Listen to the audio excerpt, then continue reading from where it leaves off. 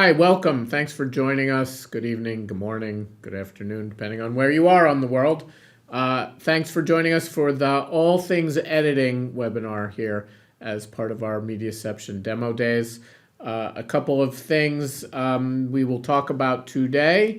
So first, I am joined by my colleague Owen, just off camera here, who will be fielding questions and otherwise helping me as I need it. So please feel free to ask questions in the Q&A portion of the meeting, and we will get to them at the end. Because of the flow, it's usually better to do them at the end. But again, our agenda today is all things editing. So what is editing in an EVS world? How do we address various use cases? How do we address various customer needs? We will start and spend most of our time, frankly, in the ViaMap applications called Cut and Create. Cut is main purpose in life is to be a journalist-facing tool. That is simple storyboarding, rough cutting, de-rushing, simple, fast, but not complicated. So that is the goal, the stated goal of what we call Cut.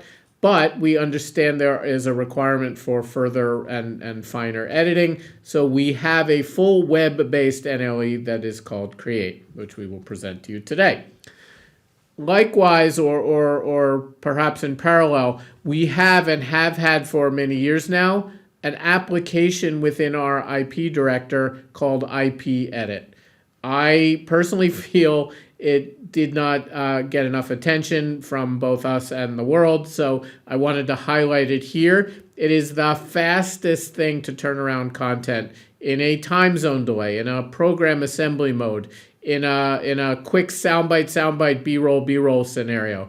It is the fastest thing. It is edit while capture, as are all the EVS tools, frankly. It is play while transfer, and it is edit while playback. So there is no other tool in the world that is capable of doing this, editing a timeline that is on the air and making edits 5 seconds prior to they actually being on the air. So we'll spend some time there because we need to show it some love. A discussion of editing would not be complete without discussing our partners, primarily, though not exclusively, but primarily Adobe and Avid. That is mostly what we see in the world. So we have an excellent integration inside of Premiere. We have a panel that we can instantiate. We can show and allow the user to search, use media in place. So there is no file movement in our Adobe integration. So everything you see is fast because it is just referencing things in place, be they growing assets, be they file imports, be they any of the assets that are under our management. Likewise, we have a fine integration with Avid. There is not the possibility inside of Media Composer to have a panel that does the things we want to do. Not as of yet, anyway. So our integration with Avid is drop an AAF in a shared folder, drag the AF to your Media Composer bin, and off you go. So it does support subclips, it does support EDLs, it does support full metadata, but there is no possibility to have a panel inside a Media Composer and do what we want to do. So starting, I need to lay some groundwork here, and I just need to set some baseline understanding of what it is in ViaMap that we're offering. So you see in the screenshot there a thumbnail-based view of all the assets. There's a list view as well, takes up less screen real estate. Everything is becomes searchable in our system, be it via just simple text search, be it via complex or comprehensive metadata schema that are quickly searchable and very flexible. It allows for quick filtering and save filtering and shared filtering. So I can make a filter, I can share it to Owen, I can share it to the group, I can share it to my entire organization. All of those things are possible. Again, this is a baseline understanding of the tool I'm about to show you, and I need you to understand those things. Likewise, and I'll explain this more when I'm in the application, I can export at any point in the process. So from a ongoing recording, I can mark out mark in, mark out, make a subclip, and export it to social media, to a server for play to air, to some other file-based target. Any and or all of those things are possible from a subclip created from a growing recording, from a storyboard, the rough cut that I spoke of, from Create, the web-based NLE that I spoke of, and from Premiere. So at any point in the process, all of those things are a possibility, and I will amplify that comment once we get into the demo. Again, most of what I'm going to show, with the exception of IPEdit, is in Chrome. I have nothing special on my laptop that I'm using for the demo here. It's just Chrome, and we're giving the user a full, rich experience inside of the browser. We say less than 10 seconds. You see that bullet point down there towards the bottom.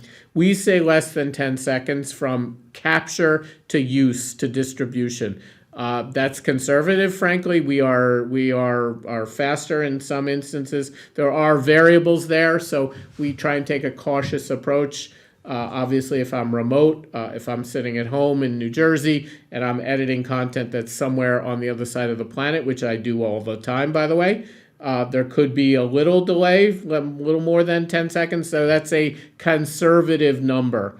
And you see the final bullet, play out while export. So all of those things, everything EVS does is edit while capture and play while transfer.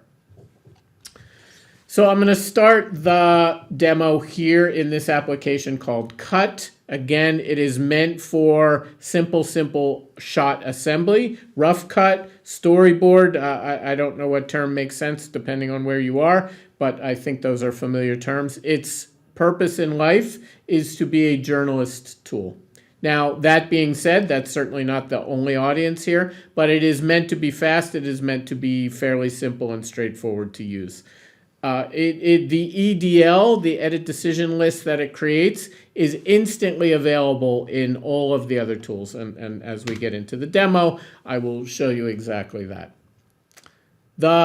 Then we come to Create, the web-based NLE.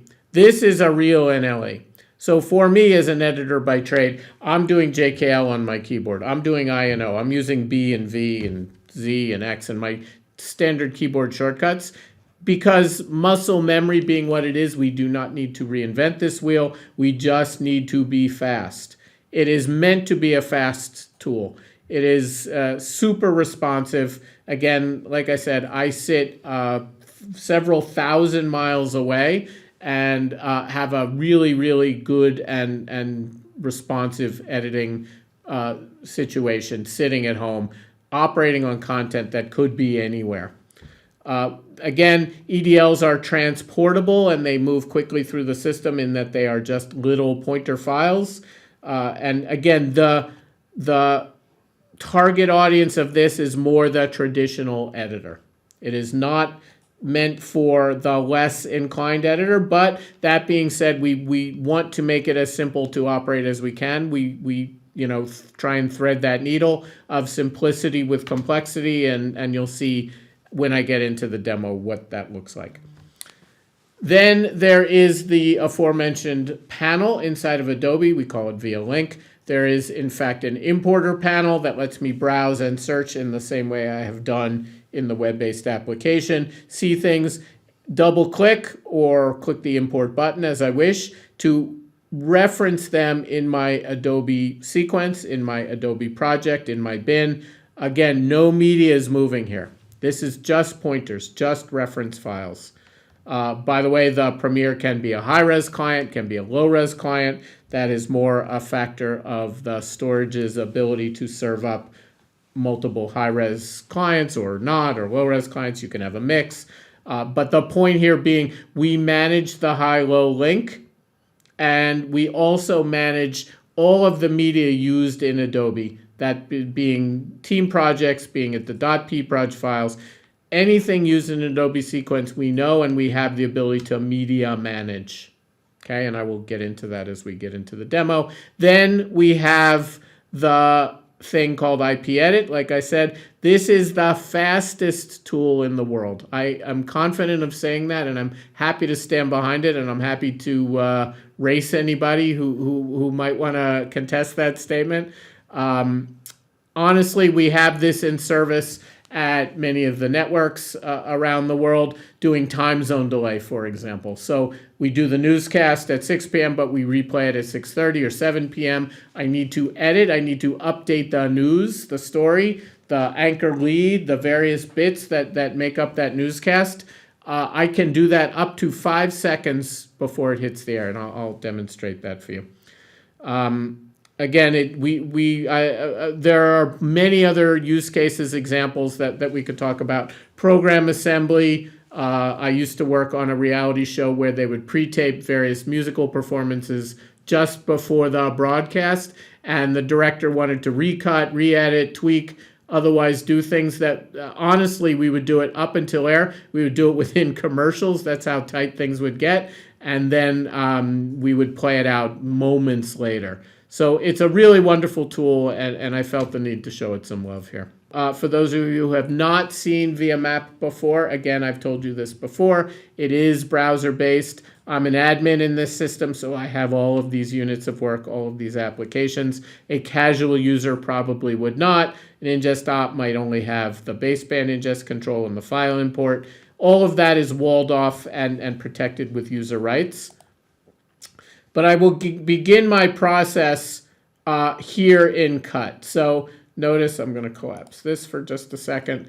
Notice the folders. The folders are here for organization of given organization's media assets. Notice how we have our users organized. Here's me. Those are my initials. I have chosen to have a demo folder, some graphics, some logs, my working folder, sequences, subclips as one might. I have I have called it a favorite, and it will therefore be pinned up to the top of the interface, which makes my life easier, both in terms of a demo as well as an actual operation. So as I open things, here is a recording I made just a few minutes ago.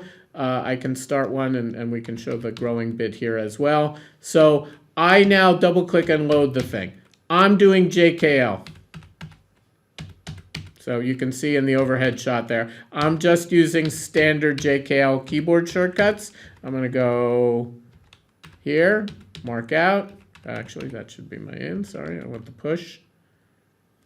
In, play, out. Okay, by the way, I can do frame, left, right arrow, which is frame advance. I can do Q, go to in, W, go to out. There's plenty of keyboard familiarity here. Notice all the keyboard shortcuts are called out here. I'm just going to show you the create ones because that captures most of it. Again, this should not be a difficult thing for someone with some muscle memory to learn and move quickly from this point. So I've marked it in and out. So I've identified an interesting bit of content, and I want to do something with this. So I have an in and out. From this point in the process, I could export this right now. I could send this to social media. I could send this to an EVS server for playout. I can send this to any of the targets that I, as an authorized user, have access to, by the way. So I'll make that point several times here.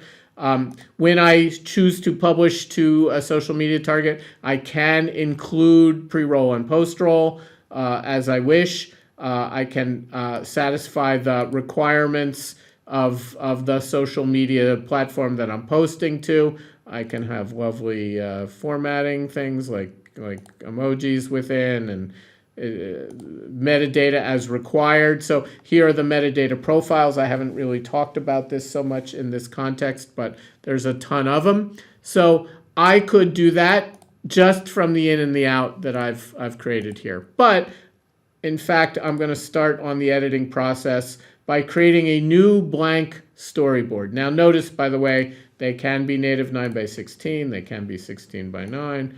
I'm going to call this storyboard. I think I'm up to 4, looks like. I'm going to put this in my sequences folder because that's how I choose to organize myself. This folder structure, I should point out, is a virtualization. It's not indicative of where anything actually is stored. It is a user construct. It is a way of organizing that allows this thing, this sequence in my case, to live in one or multiple folders. Okay, notice, by the way, the sharing. So I had just done a demo before and I had chosen to explicitly share this to Christoph, but sorry. It is shared inherently, typically, to my group of users. So I'm in the journalist group. You saw the other one, could be a producer. So by default, it's shared to my group. I can, of course, select none. So this is private work, and not until I choose to expose it does anyone see it. I can do this to accept the norm, or I can show groups or just users. So if I want to share this to my friend Mike, I've now said Mike has access to this, and I could likewise publish this to the editors group. So now anyone in the editor group has access and Mike has access. Okay, so I'm now gonna create the blank storyboard. As I said, my in and out is still here. I'm going to begin this process with a drag and drop. Simple, simple. I put this in here. Let me find somebody else. Lovely. So I'm doing my JKL, in, out. Now I hit the B key, which is overwrite. So I put it in the sequence in the next at the end. Oh, that's a fine cutaway shot. So I'll go in when it settles, and I'll go out, and I will drag and drop this one just to finish. So I now have a 3-shot sequence. By the way, I could preview it by clicking here. I can export this immediately. Same targets are here. My 3-shot storyboard, my rough cut, can go right to social, and with the aforementioned rules, you know, the pre-roll and the post-roll thing. I could deliver this to a server, again, for play-to-air. I could deliver this to any target. First, remember I did it as a subclip. Now I'm doing this as a rough cut, a storyboard, because maybe it's good enough. In this storyboard tool, the only options here are add a dissolve. That's it. And there are some other options for some basic audio function. I can change the gain, so I can drop the overall gain of this clip, and I can likewise map if, for example, I'm only interested in A1, I can deselect those, and only A1 will contribute. Okay, discard. So that's it. That's the simple tool that is rough cut, that is storyboarding. We purposefully do not go further than that. This is meant to be fast and meant to be simple. Again, I can get it to air, I can get it to social immediately. All of the things that I discussed are relevant here. But now I'm going to pick this thing up in Create. So I went to my sidebar. Here's all the applications. Again, I'm an admin, so I have access to all these things. I will launch Create. So if I look, notice that it opens in a blank state. It's saying, what do you want? Here's my storyboard 4. I navigated to my sequences folder. It's at the top because I've chosen to sort by creation date. Double click. Now this thing has loaded here in Create, and I'm inside of a real editor now. Okay, lovely. Again, I'm doing JKL. Again, I can hide that, so the dissolve is still there. I've just chosen to hide the icon. And A and S, as one might expect. Now, by the way, I can trim, so I'll just trim everything. So notice the 2 windows here. So I'm about to do a ripple trim and shorten clip 2. So I just trim the in point of clip 2, and you saw how the whole timeline shortened. Undo, so I'm back to where I was. I will grab the trim roller again, and now I'm holding the control key. Notice how it's purple. So I'm shortening the in, and I'm leaving a hole. Okay, and overwrite trim. Undo. Likewise, I can trim, oops, sorry, let me grab this clip. I can trim this way. And now I'm doing what would be normally considered a dual roller trim, I suspect, that most people would understand. Notice how the window is showing me the outbound frame and the inbound frame. So when I drop, I've now moved dual roller trimmed to here, and there's my result. Okay. I can, of course, select and or deselect the audio tracks. I think I mentioned before the keyboard shortcuts. I'm hitting the 0 key. Select and deselect all tracks. 1, 2, 3 is how I select my audio tracks that I wish to participate. I'll turn them all back on. So there's a lot of things here. By the way, I'm using the scroll wheel and I'm zooming in and out. I can hit the C Charlie key and notice how the timeline fits in the available screen real estate. So there's a lot of ways of navigating around here and a lot of ways of working. But before I go any further, I want to now pick this up, this EDL, inside of Premiere. So we talked about Premiere briefly. I'm going to first talk about Adobe projects because it's relevant to the conversation. So I'm going to make a new Adobe project, demo 6. It's been a long day. So I'm making a new Adobe Teams project. I think I mentioned this before, but team projects are supported but not necessary. So if you want to use the .pproj files, that's fine as well. This system happens to be connected to team projects. And so now notice how the window has said, okay, great, you've made this project. You need to make a sequence within it. I think I have a one, probably up to about 5. So I will now create this. Notice this star. This means this is a required field. We have this notion of broadcast date and time. So I'm going to set this thing to air tonight at 11 o'clock. Various things happen. Now this again is not required. There's many non-broadcast operations where you would not care. You do not care about a broadcast date and time. But I point it out here because it's supported and various things happen as a result of this, including archive restorations and other automated workflows that are possible. I'm just going to accept the standard settings because it does not really matter. So now I have this new project called Demo 6 with sequence 5 in it, loaded, ready to begin. I'm going to go now to the importer tool. Here's my storyboard 3 that I was working on inside of Cut and then progressed on to Create. I'm now going to double click here in Adobe. It will import, I'm using air quotes that you can't see because I'm not on camera. It will reference it in place. Thank you. There's my air quotes. It will reference it in place. No media was moved.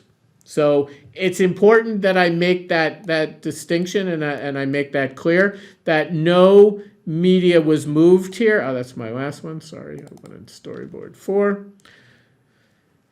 No media moved. I'm just referencing in place. So everything is there. By the way, I think I mentioned earlier. So here's my work. Lovely, lovely. I think I mentioned earlier, I can be a high-res or a low-res client. I can toggle here. You won't see much difference, I suspect, on the webinar, but I can be a high-res or a low-res is the point. So a couple of things. I can continue on here in Adobe and Final Cut, do as I wish. Once that happens, I now can export. So notice there's another panel here called Export. When I select it, I have a couple of options here. So we just built a couple just before the demo. Notice I have this one that has this notion of clean and dirty. We know the MOGRTs, the motion graphics, and we can export a clean copy to archive, for example, while sending a burned-in graphics copy to air. That's just one example. But we have that level of visibility. So boom, I will hit export. It will launch Media Encoder if it was already running, but there you go. You can see the progress of this thing. And now I am playing to air. So that's how quick. I know it was a short sequence, but things are very quick. Things happen quickly here, and we're fast, and that's part of what we do. So I covered projects. I covered importer and exporter. I'm now going to publish this to Adobe Team Projects, just so you can see the results.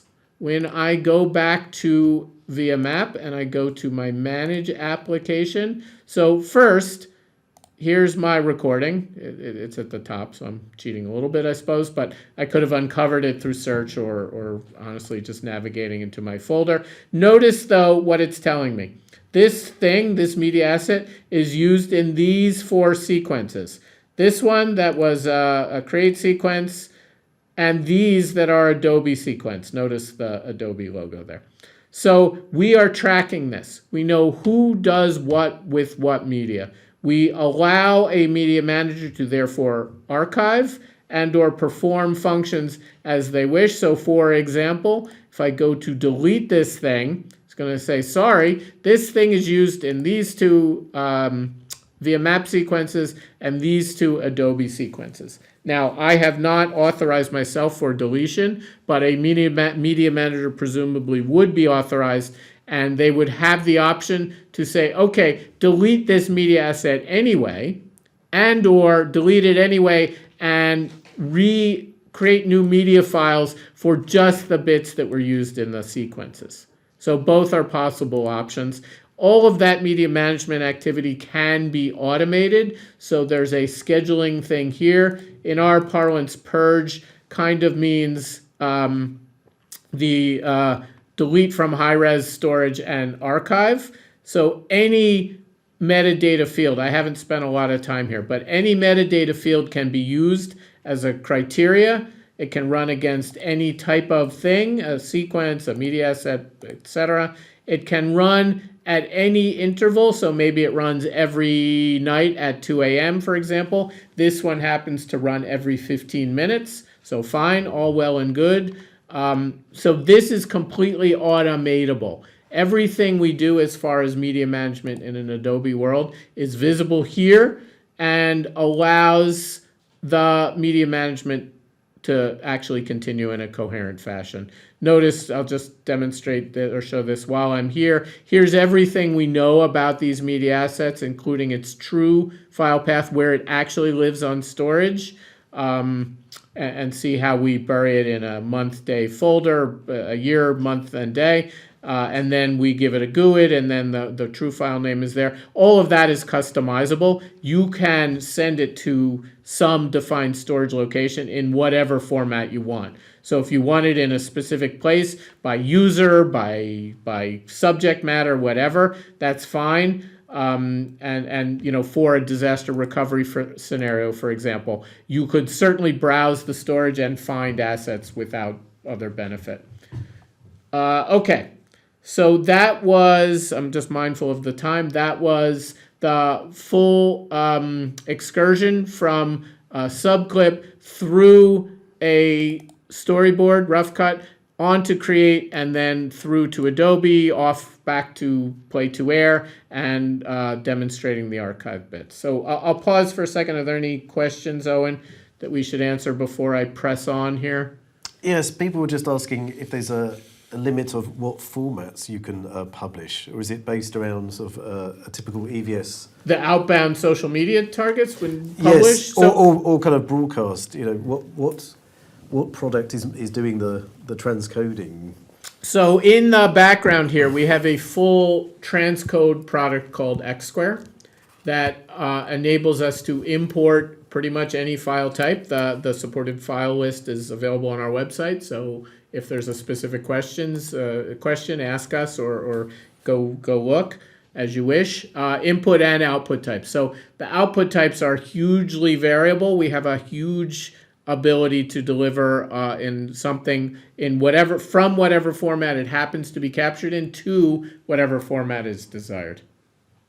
Great. And then the other one is, how would one do a voiceover using Create? So we have not done the voiceover tool yet. That's an interesting question. We know what we want to do. So the goal will be to have a tool that allows me to record a wild voice track, not synced to anything, directly from my browser interface. Again, I would plug in a microphone headset perhaps to my laptop, And within the browser, we'll have the wild, there'll be a red button. You'll do a wild record. And then likewise, we'll have the ability to go in, out, select, say I want that to land on audio track 3, so I'll just enable that. And then there'll be a 3, 2, 1, go, record, record, record, out, count you down to your out, and then create the audio file and drop it into the sequence. So these are future states. We have not done this yet. We understand and we know and will do it in short order. Likewise, while we're on the topic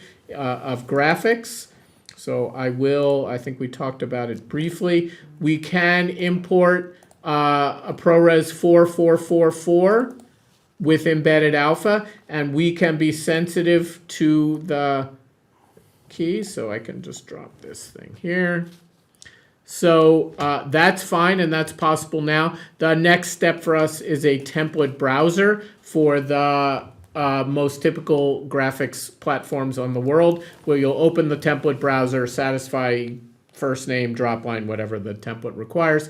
Say go. We'll drop a clip based on the duration you tell us on a video track, and we will render it live, typically render it against a, preview it against a still, and then render high res as necessary based on the given provider's libraries. The last request or question really was how many kind of real-time effects can you do on multiple video tracks? Many. So I'm going to answer that question by going to, I jumped to a different system, so sorry, but I prepped this before. So here's our effects panel. So I click on the effects badge here in the interface, and it opens this effects panel over here. I can navigate it to it manually as I will. Here I just put a blur on this guy's face. So here are the keyframes. So here's the result of my keyframing manually, these things, and as one might expect, I can step next, next, next, next. If I wish to move the mask, I can just do that. That's how one edits. So you'll see it now kind of slide over weirdly to the left. So I could undo that, or I could go back and it's that one and readjust it the way I want. So notice I just did an animated mask, just quick, with him. So this demonstrates the effects palette. So here's all of the available effects. Okay. There is color correction and there is brightness contrast adjustment. I am not of the mind that this is color grading. This is correcting a poorly exposed shot in a newsroom. Fine. The color grading is not well handled, in my humble opinion, in a browser, in an uncalibrated space, in an uncalibrated monitor. But fine. There is a full-on color correction tool. Here, if I go and add some color correction, you can see the result here. Lovely. Okay, so there is sophisticated color correction there. Is that something? Is that color grading? I would speculate no. The other thing I didn't show is, so notice here's my blur with the mask down there. I have my V2 track hidden. I put a V2 track on top with a crop. So if I hide the underlying track, that's what V2 is doing, just to protect the text. So this part of the demo shows you the effects. It shows you the keyframe ability, the multi-layer business. And again, I'm previewing all this in real time. I have not rendered anything. By the way, just in case someone asks or isn't interested, we do have a couple of tools based on some AI libraries that allow us to do 9:16 reframe. So I can apply on a 9:16 output. I can reframe 16:9 shots where the area of interest, the highest area of interest, either automatically selected or the user can define a point, will be reframed. It'll do a pan and scan, within the 9:16 raster and present a usable image. That is an AI tool we're working on now. We will use the same tool to say, hey, here's the thing I need to blur. Go make me the keyframes. So the same keyframes you see here that I created by hand would be created by this tool that we're busily developing as we speak. So stand by for that. Notice in this version, this is the most current, that we've changed the toolbar to be up here because we thought that was a better use of screen real estate. There's a whole lot of things I can do. I can drag, well, he's already down there, but I can drag these things around and customize this toolbar as I wish. I think that was everything I wanted to address. Is that any more questions before I push on to IPEdit? That's it. Thank you very much. Perfect. So now I want to spend the remaining time we have here in this thing called IPEdit. So I've just jumped to IP Director. For those who are not familiar, we don't have time here and now to really discuss all that IP Director brings to the table. It's a great tool. We love it. It has been the backbone of what we have done here for a long time. And this part of it is underappreciated. I think I lamented earlier. But I want to show it here quickly. The difference here is this is a tool that is controlling output channels on an EVS XT server, or XS, sorry. I should be clear. So I have 4 channels involved in this thing, 2 of which I'm going to edit, and then 1 of which I'm going to go live to air. So if I go here and let me allow this, and no, I'm not 4x3. So in the EVS world, for those who are not familiar, this, and notice how I fed back, because I'm live. I'm looking at myself on program. So of course I created a feedback loop, but I'm going to go back to the beginning of this presentation in, I think it was probably more like 1802 or 3 something. Fine. In JKL again, these keyboard shortcuts are consistent, familiar, all of those things. I can go, let's go to 1805, mark out. B, to put this on my timeline. So I've started to assemble things. If this, again, is familiar territory, there should be nothing surprising or confusing here. Likewise, by the way, I have access to all of the clips that live on this or any connected server. So I can drag and drop, I can double click. Here's a fine teaser thing for extra motion. You can see it previewing in the quad split on the lower right there. And B, will place it next on the timeline, as one would expect. So here I am now on my timeline. I'm using the scroll wheel to zoom. I will play. There's my transition. I will turn the trim rollers on. And this trim is exactly like one would expect. If you look on the quad split there, you can see the trim out frame, the last frame on the lower left, the trim in frame on the lower right, and that will be my new in point. And I will go ahead a little bit because I'm impatient and time is short. And I will now play this, preview it, do as I wish. Now notice this red thing that is blinking. So if you look at the upper left in the quad split, that is the thing that's about to go to air. So when I hit commit, it's saying, are you sure? Yes, I am. I'm going to re-queue to the beginning of this. So there I am. There's the beginning of the presentation at the 8:02 mark that we had defined. When I hit play here, I'm now playing that thing to air. Notice the scary red line that's moving here and creeping up on me. That's the thing that's on the air. Now the cool part of this, I can make edits here. Mark in, match frame, kill my audio track. I'll go, I think we have the overhead. There you go. Mark in, I'm playing. I'm about to make a 3-point edit by marking out. B. So I've now done an edit here. I did a match cut to a different camera. Okay, play, cut, and cut back. Lovely. Okay, by the way, this could be a dissolve if I wished. So I will use the / key to open the dissolve dialog. It could be a dissolve, a mix, could be a left to right, up to down, up and down wipe, could be a black or white flash. So I've put this in. This is not, there's no need to render this thing because this is playing in real time on the server. The server is just doing this on output. Now notice the scary red line is approaching, and in fact it's 24, 23, 22 seconds away. This is about to air. The thing I've done has not been committed. That is not going to be seen at home. Oh, I now have 10 seconds. No panic. I hit the commit button. Now I have copied that state. Watch the upper left in the quad split there. I've copied the thing that I've begun and previewed and worked on directly to air while the thing is playing back. So this is no one else on the planet can do this sort of thing. I'm using live content. So there's my lovely overhead shot. So there's me. Hi. That's live.